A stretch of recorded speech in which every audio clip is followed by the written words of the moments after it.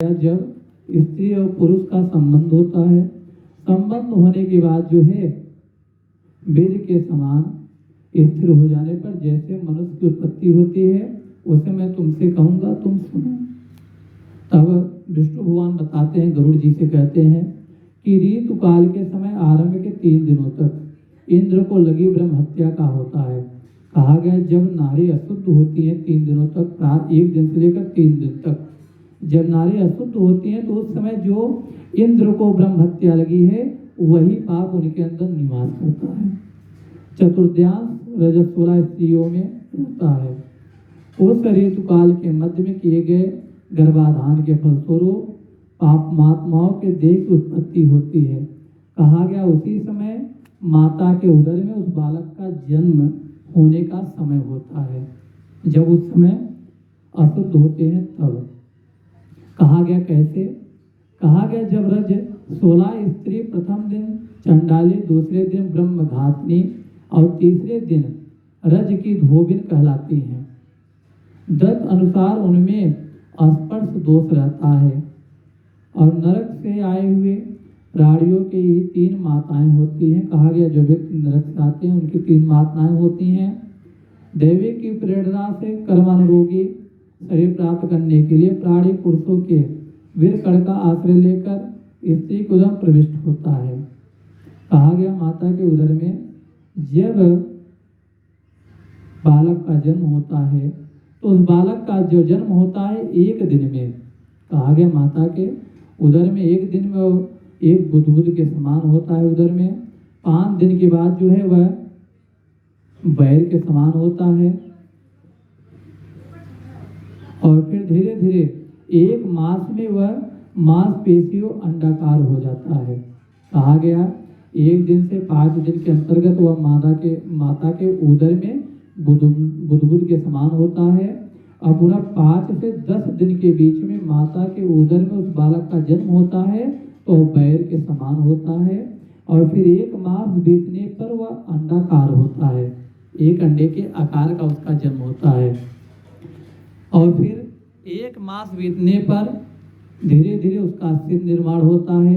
2 मास में दोनों बाहों भुजा निकल आते हैं और आज शरीर के सभी अंग और तीसरे मास में नख, लोम, अस्थि, चर्म तथा लिंगोच्छेद उत्पन्न होते हैं। कहा गया तीसरा मास जब माता के उदर में उस बालक का जन्म होता रहता है माता के पेट के अंदर, तो उस बालक के तीसरे माह में क्या क्या उत्पन्न होते हैं उसके शरीर में?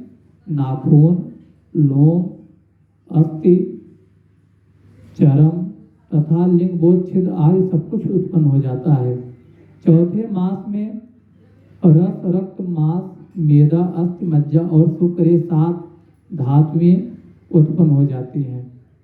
5वें मास में भूख, प्यास पैदा होती है और 6वें मास में जरायु से लिपटा हुआ वह जीव माता की दाहिनी कोख में घूमता है। कहा गया 6वें मास में जरायु से लिपटा हुआ वह जीव माता के कोख में दाएं बाएं इधर उधर थोड़ा घूमता है और माता के द्वारा खाए पिए अन्न आदि से बड़े हुए धातुओं का वह जन्म विष्ठा मूत्र के दुर्गंध युक्त गड्ढे स्वरूप गर्भाशय में सोता है। कहा गया माता के उदर में जब बालक का जन्म होता है तो वह स्थान ऐसा है कि जहाँ पूरे शरीर की गंदगी निवास करती है वहीं उस बालक का जन्म होता है और माता के द्वारा जब खट्टा, मीठा, तीखा कोई पदार्थ खाया जाता है तो उस पदार्थ का जब जल उस बालक के शरीर पर जाता है, जब उसके शरीर पर वह जल लगता है तो वह बालक दाएं बाएं इधर उधर घूमना प्रारंभ करता है क्योंकि बालक को दुख होता है, कष्ट पहुंचता है तो वह बालक माता के गर्भ में ही इधर उधर भागना प्रारंभ कर देता है और धीरे धीरे वह उसके वहां गर्भस्थ कृतमितियों के द्वारा उसके सुकुमार अंग प्रक्षीण बार बार काटे जाते हैं। कहा गया जब माता तीखा पदार्थों को खाती है, तीखा जल को पीती है तो उस जल का रस जब उस बालक के शरीर पर जाता है, क्योंकि वह बालक छोटा सा है, 6 माह का है, उसके ऊपर अभी अगर देखा जाए तो बहुत अच्छे प्रकार से चमड़ा भी उसके शरीर पर नहीं चढ़ा रहता, कुछ भी नहीं चढ़ा रहता उसके शरीर पर, धीरे धीरे जो है चढ़ता है। आम माता के द्वारा जब तीखा पदार्थ खाया जाता है तो उस तीखा पदार्थ का जो जल होता है चमड़े पर उस बालक के शरीर पर जाकर लगता है, तो बालक को अनेक प्रकार का कष्ट होता है, जिससे अत्यधिक क्लेश होने के कारण वह जीव मूर्छित हो जाता है। वह बालक वहीं मूर्छित होकर इधर उधर दौड़कर फिर सो जाता है, फिर शांति से बैठ जाता है। और माता के द्वारा खाए हुए कड़वे, तीखे, गरम, नमकीन, रूखे तथा खट्टे पदार्थों के अति उत्तेजक संस्पर्श से समूचे अंग में वेदना होती है, जलन होती है। कहा गया माता के द्वारा तीखा पदार्थ, नमकीन आदि जो कुछ खाया जाता है उस बालक के शरीर पर जब जाकर लग जाता है तो वह बालक जो है अत्यंत दुख के कारण वह वहीं सो जाता है, मूर्छित होकर बैठ जाता है। उसकी सभी अंग वेदना शून्य हो जाते, वह शांति से बैठ जाता है। और जरायु से, झिल्ली से लिपटा हुआ वह जीव आंतों द्वारा बाहर से ढका रहता है। कहा गया अनेक प्रकार की झिल्लियों से वह माता के उदर में वहीं जो है बैठा रहता है। और उसकी पीठ और गर्दन कुंडलाकार रहती है। कहा गया उसका पीठ और गर्दन कुंडलाकार रहती है माता के उदर में। इस प्रकार अपने अंगों से चेष्टा करने में असमर्थ होकर वह जीव पिंजड़े में स्थिर पक्षी के भांति माता की कुक्षी में अपने सिर को दबाए भी पड़ा रहता है। कहा गया वह व्यक्ति हाथ पैर को एक जगह दबाकर और माता के उदर में केवल वहीं शांति से बैठा रहता है, जैसे किसी पक्षी को पकड़कर ले आकर पिंजड़े में डाल दिया जाए तो उसका पिंजड़ा ही उसकी सीमा बन जाती है, लेकिन बाहर निकाल दें तो बहुत दूर तक वह उड़ने में सक्षम होता है। तो वही उस बालक की स्थिति होती है। वह माता के उदर में जब तक है तो वही केवल भ्रमण करता है, लेकिन जब 9 माह बीतने के बाद जब वह बाहर आता है तो उसकी प्रवृत्ति बदल जाती है। तो उस समय जब माता के द्वारा तीखा पदार्थ खाया जाता है, जब उसका रस उस बालक के शरीर पर जाकर लगता है तो उस बालक को बड़ा दुख होता है। तो भगवान विष्णु को याद करता है और भगवान विष्णु से कहता है कि हे प्रभु, हे स्वामी, अगर आप मुझे इस नरक से बाहर निकाल देंगे तो मैं पुनः इस नरक में कभी आऊँगा नहीं। मैं आपका दास बन जाऊँगा, आपका सेवा करूँगा और आपका ही गुणगान करूँगा, परंतु इस नरक में नहीं आऊँगा, क्योंकि यहाँ अनेक प्रकार के हमें दुख प्राप्त हो रहे हैं, यहाँ अनेक प्रकार का हमें दुर्गंध प्राप्त हो रहा है, कष्ट प्राप्त हो रहा है। हे प्रभु, मुझे यहाँ से किसी प्रकार से आप बाहर निकाल दीजिए। वह व्यक्ति इस प्रकार से भगवान से बार बार हाथ जोड़कर और विनती करता है। और 7वें महीने के आरंभ से ये सभी जन्मों के कर्मों का ज्ञान हो जाने पर भी गर्भावस्था में प्रसूत वायु के द्वारा सचलित होकर वह विष्ठा में उत्पन्न सहोदर उसी पेट में उत्पन्न अन्य कीड़े की भांति वह स्थान पर ठहर नहीं पाता। कहा गया उसे सब कुछ मालूम होता है कि मैंने कौन सा कर्म किया था, मैंने कौन सा पाप कर्म किया था पहले जन्म में। वह माता के उदर में रहकर सब कुछ जानता है, परंतु वहां से बाहर निकलने में वह सक्षम नहीं है। और भगवान से कहता है कि प्रभु, हमें इस नरक से आप बाहर निकालिए, इस विष्ठा से आप मुझे बाहर निकाल दीजिए। अब मैं लक्ष्मी के पति, जगत के आधार, अशुभ का नाश करने वाले भगवान के शरण का मैं पूजन करूंगा, सदा उनका दास बनकर रहूंगा। इस प्रकार से भगवान का भजन करता है माता के उदर में। हे नाथ, आपकी माया से मोहित होकर मैं देह में अहंभाव तथा पुत्र पत्नी आदि में ममता भाव के अभिमान से जन्म मरण के चक्र में फंसा हूँ। वह बालक माता के उदर में ही रहकर भगवान से बारंबार विनती करता है, प्रभु, माता पिता के ममता के कारण ही मैं इस जन्म में चक्र और मरण के विषय में फंसा हुआ हूँ। आप मुझे अगर यहाँ से बाहर निकाल दीजिए तो मैं आपका सदा ही गुणगान करूंगा। मैंने अपने परिजनों के उपदेश से शुभ और अशुभ कर्म किए। वह भगवान से अभी कहता है कि प्रभु, मैंने अपने माता पिता, अपने सभी लोगों, सज्जनों लोगों के साथ जो भी उन्होंने कर्म कहा था वह सारे कर्म को मैंने किया। ऐसे कोई कर्म नहीं जो मैंने छोड़े हों, किंतु अब मैं उन कर्मों के कारण अकेला जल रहा हूँ। बोले कि मेरा परिवार मुझसे सभी कर्मों को कराया, परंतु आज मैं उस कर्म का जो फल मिला है वह मैं अकेले भोग रहा हूँ, मेरा परिवार मेरे साथ कोई भोग नहीं रहा है। तो इसीलिए कहा जाता है अगर पाप करेंगे आप तो पाप को भोगेंगे आप, आपके अलावा कोई परिवार आपका पाप का सहभागी नहीं बनेगा। यह चीज होता है। उन कर्मों के फल भोगने वाले पुत्र कलयात्र अलग हो गए। कहा गया जब हमारे परिवार को दंड भोगने का नाम आया कि आपका पुत्र आपका परिवार दंड को पाएंगे, दंड को भोगेंगे, तो हमसे नाता को छोड़कर दूर हो गए, अलग हो गए। यदि इस गर्भ से निकलकर मैं बाहर आऊं तो फिर आपके चरण का स्मरण करूंगा। कहते हैं अगर माता के गर्भ से मैं बाहर आ गया ना, तो मैं केवल प्रभु आपका ही नाम जपूंगा, आपके अलावा दूसरे का नाम मैं जपूंगा नहीं। ऐसा उपाय करूंगा जिससे मुक्ति प्राप्त कर लूं, कि कहते हैं ऐसा कोई मैं मार्ग ढूंढ लूंगा जिससे मेरी मुक्ति हो जाए, परंतु मैं संसार सागर मोह से बहुत दूर हो जाऊंगा। और विष्ठा और मूत्र के कुएं में गिरा हुआ तथा जहराष्ट्र अग्नि से जलता हुआ एवं यहाँ से बाहर निकलने की इच्छा करता हुआ मैं कब बाहर निकल पाऊंगा? वह व्यक्ति जो माता के उदर में जन्म प्राप्त कर रहा है 1 माह से 9 माह के बीच में, वह व्यक्ति सारी विनती कर लेता है। कहता है कि प्रभु मेरा समय कब आएगा, मैं माता के उदर से कब बाहर आऊंगा। जिस दीनदयाल परमात्मा ने मुझे इस प्रकार का विशेष ज्ञान दिया, मैं उनकी शरण ग्रहण करता हूँ। वह बालक कहता है कि प्रभु जब माता के उदर में मैं रहकर इतना सब कुछ जानता हूँ, तो बाहर आने के बाद मैं केवल आपका ही भक्ति करूंगा, आपके अलावा दूसरे का भक्ति मैं नहीं करूंगा, जिससे मुझे पुनः संसार के चक्कर में ना आना पड़े, मैं संसार में ना आऊं। अथवा मैं माता के गर्भ गृह से कभी भी बाहर जाने की इच्छा नहीं करता।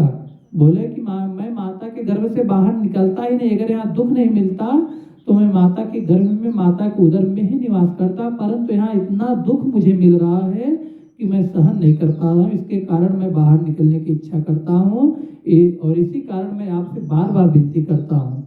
वह बालक कहता है और मेरी दुर्गति हो जाएगी, इसलिए यहाँ बहुत दुख की स्थिति में रहकर भी मैं खेद रहित होकर आपके चरणों का आश्रय लेकर संसार से अपना मैं उद्धार कर लूंगा। कहते हैं मैं यहाँ इतने प्रकार के जो है दुख को मैं भोग रहा हूँ प्रभु, अगर मैं बाहर आ गया तो मैं केवल आपके चरण का आभार हो जाऊंगा और आपके शरण में लग जाऊंगा। भगवान बोले कि इस प्रकार की बुद्धि वाले एवं स्तुति करते हुए 10 मास के ऋषि कल्प उस जीव को प्रसूति वायु प्रसव के लिए तुरंत नीचे की ओर ढकेलता है। और जैसे ही 9वां माह लगता है और 10वें माह के अंतर्गत कुछ समय बीतने के पहले ही भगवान के द्वारा जो है उस जीव को जो है नीचे की तरफ ढकेला जाता है और प्रसिद्ध मार्ग के द्वारा नीचे सिर करके सहसा गिराया गया। कहा गया माता के उदर से जब बालक का जन्म होता है तो बालक का जो सिर होता है वह नीचे की तरफ होता है और वह जन्म को प्राप्त करता है और वह जन्म आतुर जीव अत्यंत कठिनाई से बाहर निकलता है। कहा गया उस समय इतना दुख उस जीव को होता है कि वह जीव ही अनुभव करता है कि कितना बड़ा दुख मैं सहन करके तब माता के उदर से बाहर आया। उस समय वह श्वास नहीं ले पाता है तथा उसकी स्मृति भी नष्ट हो जाती है। कहा गया जब माता के उदर से बालक का जन्म होता है तो बालक उस समय सांस लेने में भी सक्षम नहीं होता और जैसे ही बालक बाहर की तरफ निकलता है तो जितना सब कुछ माता के उदर में इसके पहले जितना सब कुछ ज्ञान था बाहर आने पर सारा ज्ञान नष्ट हो जाता है। और बाहर आने पर जब सारा ज्ञान नष्ट हो जाता है तो बाहर आने पर किसी को चिन्हता पहचानता नहीं और जिसके कारण बालक जन्म लेने के बाद तुरंत बहुत तेजी के साथ रोता है। रोने के कारण यही है कि वह किसी को न पहचानता है, न ही जानता है, न ही कुछ समझता है। केवल लोगों को देखकर, लोगों की आवाज को सुनकर वह बहुत तेजी से रोता है और रोने का कारण कहा गया कि उस समय एक माया आती है। उस माया का नाम बताया गया वैश्वरी माया। कहा गया वैश्वरी माया आकर उस बालक को जकड़ लेती है अर्थात अपने वश में मोहित कर लेती हैं और जो वैश्वरी माया मोहित कर लेती हैं तो बालक कुछ जानने योग्य नहीं रहता और जब वैश्वरी माया मोहित करती हैं तो सारा ज्ञान पहले का सब कुछ नष्ट हो जाता है और उस समय माया के स्पर्श से वह जीव विवश होकर कुछ बोल नहीं पाता और न कुछ समझा पाता, न कुछ कह पाता। परंतु सहस्वाद अवस्था में होने वाले दुखों को पराधीन की भांति भोगता है। कहा गया उस बचपन की अवस्था में जितना दुख उसे बाहर आने पर होता है वह सारे दुखों को भोगता है। कैसे भोगता है? कहा गया जब बालक का जन्म होता है, आज जन्म होने पर वह बालक चारपाई पर लिटा दिया जाता है, और जब बालक चारपाई पर लिटा दिया जाता है, छोटा सा बालक 1 माह का, 10 दिन का या 20 दिन, 2 माह, 3 माह का, तो उस बालक के अंदर इतनी क्षमता नहीं है कि अपने ऊपर बैठे हुए मसा या मक्खी को भी उड़ा सके। इस प्रकार के दुख को प्राप्त करता है। अगर भूख लगा है तो भूख भी नहीं बता पाता कि माता मैं भूखा हूं, मुझे दूध चाहिए, वह बालक यह भी नहीं बता पाता। उसका पोषण करने वाले लोग उसकी इच्छाओं को जान नहीं पाते। कहा गया माता पिता सब लोग उसका लालन पालन करते हैं, देख रेख करते हैं, परंतु उसकी इच्छाएं कब क्या जागृत हो जाती हैं कोई समझ भी नहीं पाता कि इसे किस चीज की जरूरत है। अतः प्रत्यभिज्ञान करने में असमर्थ होने के कारण वह जीव अनभिप्रेत विपरीत स्थितियों को प्राप्त हो जाता है। स्वदेश जीवों से दूषित तथा विष्ठामूत्र से अपवित्र शैया पर सुलाए जाने के कारण अपने अंगों को खुजलाने में, आसन में, उठने में तथा अन्य चेष्टाओं के करने में वह असमर्थ रहता है। कहा गया वह न ही उठने में, न ही शरीर को खजुलाने में, और न ही कुछ बोलने में, न ही कोई कार्य करने में, वह सभी प्रकार से जो है असमर्थ रहता है। और जैसे एक कृतम दूसरे कृतम को काटता है, उसी प्रकार ज्ञान सुन और रोते हुए शिशु की कोमल त्वचा को मच्छर, खटमल आदि जंतु काटते रहते हैं। कहा गया जैसे एक जंतु दूसरे जंतु को काटते हैं, वह बालक चारपाई पर लेटा रहता है, तो मच्छर और खटमल सब कुछ उस बालक को काटते हैं, परंतु वह बालक बोल नहीं सकता और न ही कुछ बता पाए। इस प्रकार बचपन की अवस्थाओं को भोगकर, दुख को भोगकर वह पौंगड़ अवस्था में भी दुख ही भोगता है, और दंतर युवा अवस्था प्राप्त होने पर आसुरी संपत्ति को प्राप्त होता है। कहा गया धीरे धीरे वह जो है युवावस्था में आने के बाद आसुरी संपत्ति को प्राप्त होता है। जब वह दुर्व्यसनों में आसक्त होकर नीच पुरुषों के साथ संबंध बनाता है, वह काम लपट प्राणी सात पुरुषों से विदेह करता है। कहा गया वो अपने काम लपट केवल अपनी इच्छाओं में सशक्त हो जाता है, अपनी इच्छाओं को पूरा करने में प्रयत्नशील हो जाता है। अब भगवान की माया रूपी स्त्री को देखकर वह अजितेंद्रीय पुरुष उसकी भाव भगिमास से प्रतिलोभित होकर माप और रूप अंधत्व में उसी प्रकार गिर पड़ता है। कहा गया कि जब व्यक्ति वह बालक माता के गर्भ में था तो भगवान से अनेक प्रकार की विनती की, हे प्रभु मुझे निकाल दीजिए तो मैं आपका दास बन जाऊंगा। लेकिन बाहर आने के बाद जब शिशु अवस्था था, बचपन का अवस्था था, फिर युवा अवस्था आया, उस समय भगवान को दिया हुआ सारा वचन भूल जाता है और बाहर आने के बाद परिवार में मोहित होकर और परिवार को इच्छाओं को पूरा करने में आसक्त में जुट जाता है कि परिवार की इच्छा पूरी करें, हम अपनी इच्छा को पूरी करें, और उसी में वह व्यक्ति हमेशा प्रयत्नशील रहता है।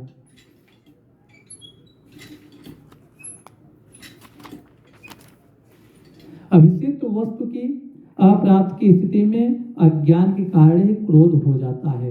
कहा गया जब ज्ञान नहीं होता तो ज्ञान न होने के कारण क्रोध उत्पन्न होता है।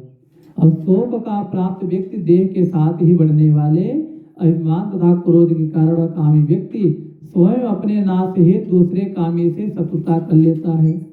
कहा गया जब व्यक्ति को ज्ञान नहीं था तो क्रोध उत्पन्न हुआ, क्रोध जब हुआ तो वह व्यक्ति अपने ही व्यक्तियों के साथ जो है दुश्मनी कर लेता है और स्वयं नाश हेतु तो अपना ही विनाश करने के लिए वह व्यक्ति शत्रुता करके पाप करना प्रारंभ कर देता है। और इस प्रकार अधिक बलशाली अन्य कामी जनों के द्वारा वह वैसे ही मारा जाता है जैसे किसी बलवान हाथी से दूसरा हाथी। कहा गया जब व्यक्ति अपने परिवार से ही अपने व्यक्तियों के साथ ही दुश्मनी कर लेता है, शत्रुता कर लेता है, तो ठीक उसी द्वारा उसका जो है मृत्यु होती, जैसे एक बलवान अत्यंत बलशाली हाथी किसी कमजोर हाथी को मारे। जब परिवार छोड़ देता है किसी को तो उसे सब लोग मारते हैं, और जब परिवार का एक अंग होता है तो कोई व्यक्ति उसे बोलता भी नहीं। ठीक उसी प्रकार से भगवान कहते हैं कि परिवार के साथ रहकर पाप करिए, परंतु उस पाप का धीरे धीरे निवारण का भी मार्ग आप ढूंढते रहिए। सैकड़ों योनियों को पार करके पृथ्वी पर दुर्लभ मानव योनि प्राप्त होता है। कहा गया सैकड़ों योनि बीत जाने पर तब कभी पृथ्वी पर मानव योनि प्राप्त होती है, और मानव शरीर प्राप्त होने पर भी अगर उसे ज्ञान की प्राप्ति नहीं हुई तो मूर्ख के समान होता है। अति दुर्लभ व्यक्ति जन्म को प्राप्त करके जो व्यक्ति अपने द्विज अपने धर्म की रक्षा के लिए अपेक्षित धर्म कर्मानुष्ठान नहीं करता, केवल इंद्रियों के तृप्ति में ही प्रगतिशील रहता है, उसके हाथ में आया हुआ अमृत स्वरूप अवसर उसके प्रमाद से नष्ट हो जाता है। कहा गया अगर आपका पृथ्वी पर जन्म हो चुका तो जन्म होने के साथ साथ आप जो है अपने मुक्ति के मार्ग को भी ढूंढिए। अगर हम नहीं ढूंढते तो जान लीजिए जैसे अमृत का घड़ा हो, एक घड़ा ले लीजिए और उस घड़ा में अगर छेद कर दिया जाए और आप पानी भर दीजिए, तो उस घड़े में अगर हम पानी भरते हैं तो नीचे से पानी जरा सा गिरता रहेगा, टिप टिप गिरता रहेगा, और एक दिन ऐसी अवस्था बनेगी कि उस घड़े से सारा जल नीचे की तरफ गिर जाएगा। तो उस जल को हम रोकने का कोई भी प्रयत्न नहीं किए कि इस जल को कैसे रोक लें, हमने कभी रोका ही नहीं। तो जब हमारा जन्म हुआ तो जन्म होने के बाद धीरे धीरे धीरे हमारा जो अवस्था है वह धीरे धीरे बीत रही है। अगर इस अवस्था के अंतर्गत हम अपने मुक्ति का मार्ग नहीं बना पाते तो उस जल के समान एक दिन हम भी नष्ट हो जाएंगे, पता नहीं चलेगा कि व्यक्ति की अवस्था कब चली जाएगी। इसके बाद वृद्धावस्था को प्राप्त करके महान व्याधियों से व्याकुल होकर मृत्यु को प्राप्त करके वह पूर्वत महान दुखपूर्ण नरक में जाता है। कहा गया वृद्धावस्था प्राप्त होगा, और वृद्धावस्था में जब व्यक्ति जाता है तो अनेक प्रकार के रोग उन्हें व्याधित कर लेते हैं, घेर लेते हैं, पकड़ लेते हैं, और जब अनेक प्रकार के रोग आपको पकड़ लेंगे तो उसमें आप कुछ करने योग्य नहीं रह जाएंगे, और धीरे धीरे आप नरकगामी हो जाएंगे, और उसमें आपको नरक में जाना सुनिश्चित हो जाता है। और इस प्रकार जन्म मरण के हेतुभूत कर्म पाशों से बंधे हुए पापी मेरी माया से विमोहित होकर कभी भी वैराग को प्राप्त नहीं करते। अब भगवान विष्णु स्वयं कहते हैं कि व्यक्ति मेरे माया से ही मोहित है, और मोहित होने के बाद पृथ्वी पर जन्म पाने के बाद भी कभी भी वह नहीं सोचता कि मैं भगवान का नाम स्वतंत्रता पूर्वक ले लूं। अगर वह भगवान का नाम ले ले तो उसका कर्म पास जो होता है धीरे धीरे नष्ट हो जाए। अब भगवान कहते हैं मेरी ही माया से वो मोहित है, जिसके कारण उसे कभी भी वैराग नहीं प्राप्त होता। हे ताच्य, इस प्रकार मैंने तुम्हें अनिष्ट कर्म से हीन पापियों की नरक गति बताई, अब आगे और क्या सुनना चाहते हो। तो भगवान विष्णु स्वयं कहते हैं कि यह संसार सागर जो है एक ऐसा सागर है कि सत्य को छुपाया गया, झूठ ही बताया गया। इस संसार में क्या सत्य है। भगवान विष्णु स्वयं कहते हैं कि यह संसार सागर एक ऐसा माया है कि यहाँ लोग एक दूसरे का माया देखकर और जो सत्य जो सही है उसे छुपा लेते हैं, और जो झूठ होता है वह सब कुछ बता देते हैं। भगवान ने कहा कि सत्य क्या है, तो भगवान ने कहा कि लोग बताते हैं पृथ्वी पर कि धराधाम सत्य है।